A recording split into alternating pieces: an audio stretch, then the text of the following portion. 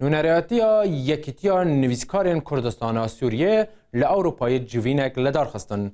در آلمانیایی در نونریاتیا یکیتیا نویسکارین کردستان سوریه در حق روشا چاند و زمان و ادبیات کردی لورات دیاسپورایی لباجار بخوم ی آلمانیایی جوینک لدار خستن.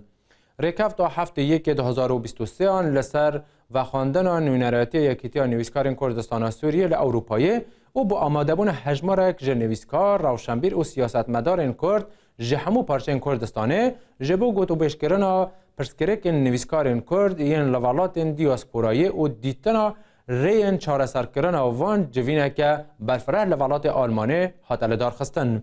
پشتی گوتو بیشکرنا چند مجارین گرینگ این گریدای رافشا چاند و زمان و ویژه یا کردی لولات دیاسپورایی تی در روشایی رو یا لروشارات کردستانه حتل روژفه و بشدار بویان پشگیری آخوا با شورش روشالات کردستانی را گهاندن و به تایبتی بنچاو کرن نویسکار و وانه بیجن زمانی کردیش شرمزار کرن.